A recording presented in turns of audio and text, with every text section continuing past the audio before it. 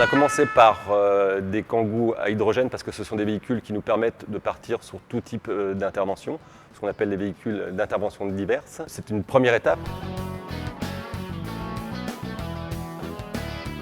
Il n'y a absolument pas plus de danger à utiliser ce type de véhicule pour aller au feu qu'avec un autre véhicule à énergie traditionnelle. Il n'y a pas de risque d'explosion dû à la conception même du véhicule, avec un certain nombre de capteurs qui permettent d'identifier dès lors qu'il y aurait une microfuite et qui coupent le système de distribution de l'hydrogène. Le système aussi du réservoir, qui a une enveloppe en Kevlar, et puis tout un système en cas d'incendie proche du véhicule. En cas où il y a un échauffement du véhicule, il y a un système de thermofusible qui permet de faire une torchère et qui libère le gaz très rapidement.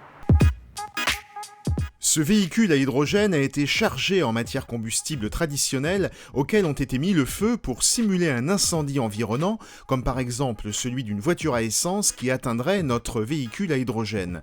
Cela permet de constater que le fusible thermique s'ouvre bien en toutes circonstances pour libérer le gaz sans provoquer d'explosion ni de suraccident. Pour la France, le SDIS de la Vienne est précurseur dans la formation des incendies de véhicules à énergie alternative, y compris ceux roulant à l'hydrogène.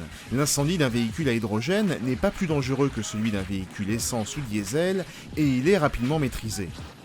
Aujourd'hui, on utilise deux véhicules Kangoo qui fonctionnent à l'hydrogène pour les interventions courantes. Demain, on les utilisera pour des interventions urgentes sur l'ensemble du territoire. Mais pour ça, on a besoin d'équipements de stations de distribution d'hydrogène qui soient sur l'ensemble de la Manche.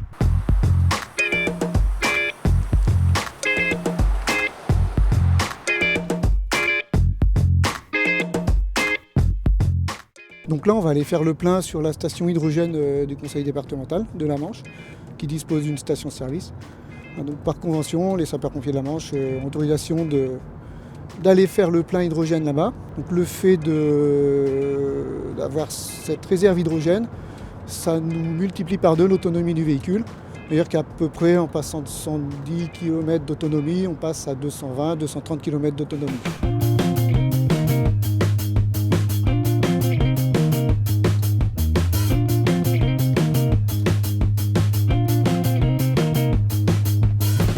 Le département de la Manche a voulu montrer l'exemple.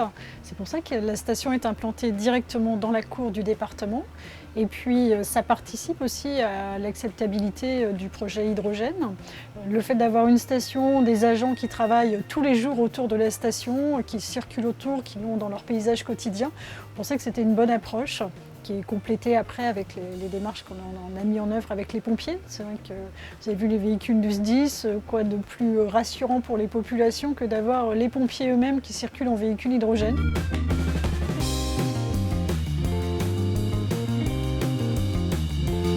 Pour que les véhicules à hydrogène puissent intervenir sur les interventions urgentes, nous attendons le développement de réseaux de stations-service hydrogène qui pourraient nous permettre une autonomie plus grande, sachant qu'un véhicule de secours, même disponible, c'est-à-dire qui a terminé sa mission et qui revient vers le centre de secours, peut être réengagé sur un autre centre du secteur. Donc il lui faut une autonomie quand même acceptable. À échéance 2018, les pompiers pourront vraiment circuler librement sur l'ensemble du département avec de l'hydrogène.